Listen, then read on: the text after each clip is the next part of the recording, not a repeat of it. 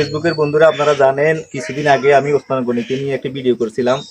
আমার ওই ভিডিওটা দেখে আলহামদুলিল্লাহ আমাদের এলাকার প্রবাসী ভাইরা একটা আর্থিক অনুদান করছিল 50,000 টাকা। ওই টাকাটা আমরা কিছুদিন আগে হস্তান্তর করেছি।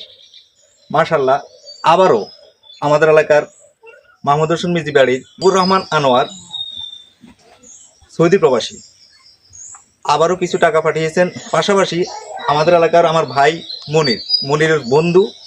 মনিরের বন্ধুও কিছু টাকা পাঠিয়েছেন। সর্বমোট দুইজনের মিলিয়ে 22,000 টাকা পাঠিয়েছেন। ওই টাকাটাই আমরা আজকে হস্তান্তর করার জন্য এখানে এসেছি। এই টাকাটাই আমরা এই মুহূর্তে ওসমান গনির হাতে হস্তান্তর করব। ভাই মনির ভাই টাকাটা হস্তান্তর করে দিন।